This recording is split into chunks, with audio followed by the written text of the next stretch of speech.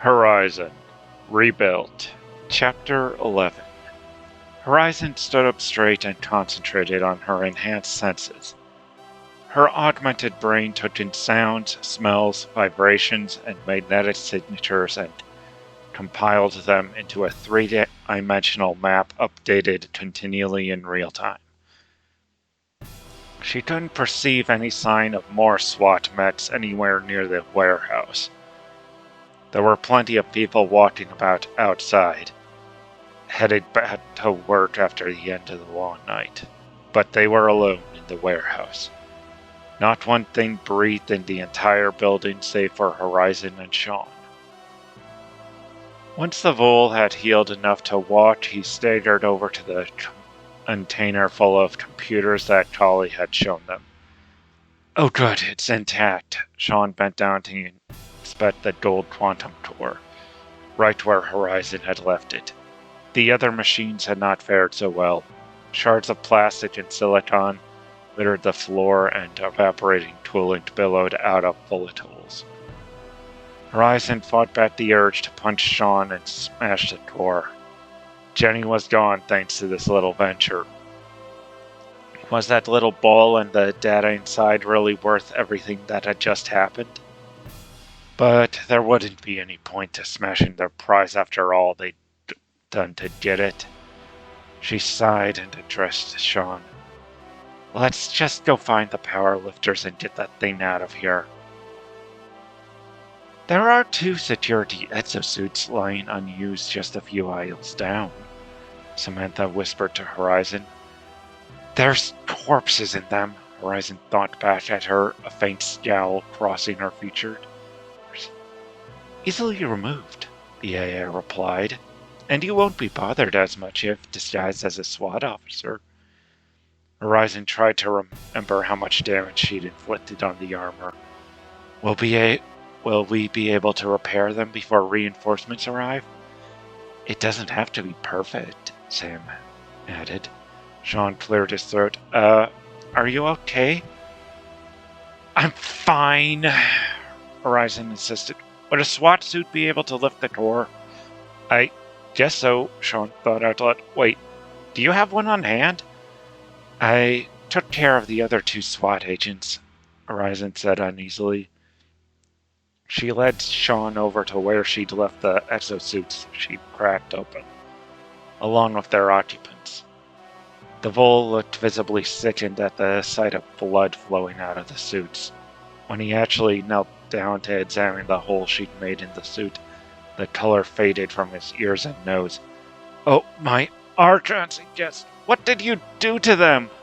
I was in survival mode, Horizon explained with a deep tone of regret. I'm actually not sure what I did. Shawn gulped loudly as he peeled back the loose panel the cyborg had torn open. It looks like you ripped out a chunk of his back somehow. Are those his ribs? How strong are you? Horizon flexed her metal-tipped fingers, the fur covering them now substantially redder than usual. Not strong enough to lift that core by myself. Is that armor usable or not? Shawn tried to focus on the edges of the loose panel. I think so, yeah. It looks like you tore open an access panel rather than anything structurally important. He stopped and tried to flick off some gore that had collected on his fingers in extreme disgust. Would you like me to remove the bodies for you? Horizon offered.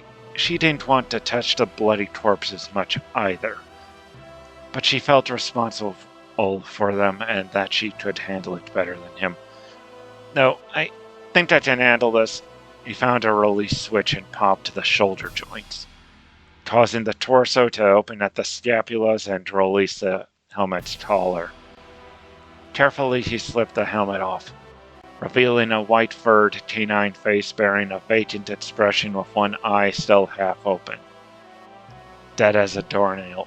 Okay, that's kind of freaky, Shawn admitted. He shifted his hands under the corpse's armpits and started to lift upwards. As Shawn slowly lifted the body out of the exosuit, he started to make short, sniffing sounds. What's that smell? He inquired just before the odor hit her own nostrils. She recognized the stench from a time on board the dustbin when the waste recycling systems had broken down. I don't think you want to know, she informed him. The Vole finished yanking the corpse out of the Yetzo suit, leaving a brownish red streak on the floor as he dragged it away. Are you sure you want to wear this thing? Shawn asked. Horizon imagined sticky biological substances sliding against her body, taking her fur. She quickly checked her jumpsuit's integrity. When she saw that the last few tears the agent's weapons had opened were all but sealed again, she breathed a sigh of relief. Samantha's avatar appeared standing over the corpse.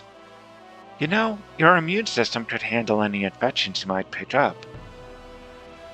She glanced down at the trail of biological matter leading from the exosuit. Though, admittedly, if we weren't pressed for time, I would advise dousing the thinning bleach. Horizon glowered at the illusion. This is why I don't like you taking over. Technically speaking, the AI countered, that was his job. She pointed at a half-open jaw at the end of her tail. You're attached, Horizon retorted. I wouldn't have to deal with you if not for him. Shawn spoke up and the raccoon turned around swiftly to address him. Who are you talking to? Horizon considered whether to tell him about her AI. She was fully aware that she might sound insane, but he had the microbots in his system too. Is he going to develop an AI like you? She vocalized. It will take a while without a dedicated augmentation platform to assist, Samantha informed her. The brain-computer interface should develop in a month or two, but it'll be the better part of a year before there's enough computronium in his CNS to support an AI shadow. Horizon grumbled, deciding that he needed to know. My FedTech implants contain intelligent algorithms that initially formed a sort of artificial subconscious. A couple weeks ago, me and Jenny managed to give it an avatar. She watched as Shawn's eyes slowly widened in dawning comprehension. You should be fine for some months yet. I was submerged in a tube full of microbots while you just have the few that leaked into your wounds. Shawn stared back, mouth wide open in shock. Are you serious? Is there a way to remove them? He stared at the blood stains on the ground. Wait, what are we trying to hack with that quantum core? Is it your microbots? I don't know exactly what it is, Horizon explained reluctantly. There is a data module full of Federation data that I strongly suspect was gathered by one of my crewmates. She sighed, whispers drooping. As is, it's our best chance of fixing this. The Vole started to say something, then stopped. He tried to object again, but apparently couldn't think of anything to say in response. On his third attempt, he just said, Okay, let's just get the thing up and running and get out of here. Horizon lifted the exosuit up and started finagling her way into it. She slipped one leg in and then another, trying to ignore the sticky feeling of body fluids covering her legs. The unpowered suit was incredibly stiff and heavy. She doubted she could manage this without her augmented strength. She presumed that there was some kind of scaffolding to help wearers get into their exosuits back at the base. As she slid her right arm into the suit's arm, she finagled her fingers into the glove and tried to flex them, only to feel resistance from the material. What's going on? She inquired of Samantha. The synthetic muscles aren't powered up, the AI responded. You'll have to seal it up before activating the suit. Horizon tried to bend the arm back, fighting the stiffness all the way. But even with her strength, she couldn't reach back to buckle the shoulders shut. Shawn, she called out, I'm going to need your help with this. Shawn slowly approached her from behind, trying to avoid the blood puddles. He took hold of the panel on the back with both hands and grunted, lifting the heavy panel up. I'm certainly not as strong as you yet. grumbled as he fastened the shoulder clamps. With luck, you won't need to be, Horizon commented as she flexed her left arm in the sleeve. Now to the helmet. The exosuit's helmet dropped down over Horizon's head. A blood splatter covered the lower left corner of the tinted corundum visor. As the neck ring sealed, the raccoon tried to turn her head to the right, only to encounter the same resistance as when she tried flexing her fingers. Samantha, how do I turn this thing on? Let's see, Samantha trailed off. It looks like the original wearers used a short-range wireless BCI to operate the suit. I should be able to brute force it in.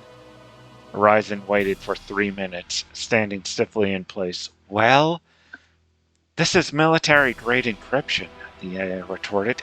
It's still just TRA system junk, but there it is. The visor lit up with a half-dozen readouts and gauges. Power supply, suit integrity, power usage, weapon ammunition. Horizon curled her hand into a fist. The powered synth muscle responded as smoothly as her own digits. She lifted one foot and began to turn around, heading back to pick up the core.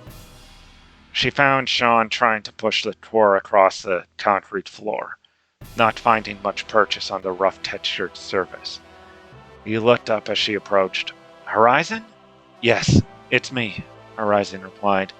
She reached down and lifted a quantum core with one hand. It still felt quite heavy, but manageable. You were still for a while, the fool continued. Are you okay? It took a while for my AI to hatch into the suit. She shifted the core so she could carry it in both hands. Honestly, I'm a little astonished that it was able to hack it that quickly. The two of them exited the warehouse, carrying the core. As Thierry's son peeked around Cirque, the various people dashing to early morning jobs or leaving long night shifts largely ignored the figure in the armored exosuit and her companion. They learned long ago that paying no mind to the work of the company's security forces was in their best interests. Horizon and Shawn were less than a third of the way back to the van they'd borrowed from the Friendly Society when Sam got Horizon's attention. Problem, she said. It seems that company dispatch has noticed us. What are they saying? Horizon inquired, worry showing in her mental voice. For the moment, it sounds like they think we're the officer who was wearing the suit, Sam answered. I've disabled the biomonitor so they won't report back your physiological abnormalities. If you want, I could try passing as the officer and blame the unresponsive biomonitors on battlefield damage causing a false report of his death. Horizon gave it a moment's thought. Well, I don't exactly have any better ideas. Maybe claim to have been knocked unconscious and the suspects fled before I woke up. That could work. Samantha paused for a few moments. Horizon continued walking towards the van until the AI finally spoke again. Apparently the surviving officer reported, and this is a direct quote, that ghoul ripped out his heart and ate it. Horizon stopped in her tracks at that. Did I? Well, you didn't eat it. Sam's attempt at reassurance was only half successful. Should I suggest that the survivor exaggerated? These suits have video recorders, right? Horizon asked. Actually, she revised it. Might buy us some time if you insist they review the video. She resumed walking at an accelerated pace. Done, Sam replied. She didn't bother the raccoon for another half a minute before speaking up again. We might have another problem now. What?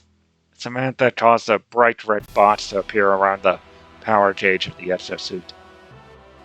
At the rate you're using power, there's a good chance that it'll be depleted before you reach the van. Right after she said that, the battery dropped from 14% power to 13%. Horizon did some quick mental calculations and slowed her pace slightly. This is just great. Can you disable the tracker in the suit? It's isolated from the suit's main systems, Sam replied. I can try to find the components emitting the signal and block it or remove it. Slowing down her movement seemed to slow down the powertrain, but it was still worryingly low as she passed the block halfway to the van. Horizon attempted to look up and around her, but the helmet restricted her view. She heard a familiar whine coming in from the distance and wrenched her neck in the direction of the source. Is that what I think it is? She asked. Heavy VTOL, Sam confirmed. I don't think it's one of ours. Can't afford to save power then. Horizon started practically running, even as her suit's power reserve dropped to 11%, then 10%. You're not gonna make it, Sam cautioned. Horizon kept on stomping along. How long before the VTOL arrives? Samantha paused for several seconds before answering. Based on the acoustics of this atmosphere, 30 seconds. And if we're out in the open, then we're dead, Horizon retorted. They can blast us from the air. Would we be able to regenerate from that?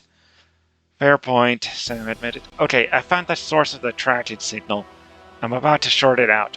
This is going to burn a little. Horizon felt a searing pain in her right breast, but she ignored it and kept on moving. The Tor was starting to feel heavy again. Whether from her exhaustion or the suit losing power, she did not know. The VTOL roared above her, but did not stop and kept on moving. The power indicator flashed 1%, but Horizon finally saw their van sitting around the corner. Shawn ran out ahead and opened the back up. Horizon dashed for the last 3 meters, and the helmet went dark. The armor laid heavily on her shoulders, and the quantum core threatened to rip her fingers off of her hands. But it was just a few more steps to go. She lifted one foot and then the other, and slowly moved forwards over the protestations of her burning muscles. An eternity later, she was only 2 meters away. 1.5, and then the core slipped out of her hands. The heavy computer landed on her armored foot. It didn't cause any damage, but slid onto the snow-covered ground. She stiffly tried to bend over to pick it back up, but couldn't quite manage it. As she was trying to pick it up again, the roaring of the VTOL returned. Shawn dashed back to her and grabbed hold of the core's handles. Come on! He shouted, just barely managing to drag the heavy device through the snow. Horizon lurched forward, pushing the core with her armored foot. The VTOL grew louder as it approached. The cyborg pulled up her last reserves of strength. Releasing all her strength in one last burst, Horizon wrenched the quantum core off the ground and into the back of the van, then collapsed onto the fender. Shawn got behind her and shoved her forcefully into the van, then slammed the doors shut just as the VTOL screamed overhead. Horizon lay there, motionless, while Shawn drove them back home.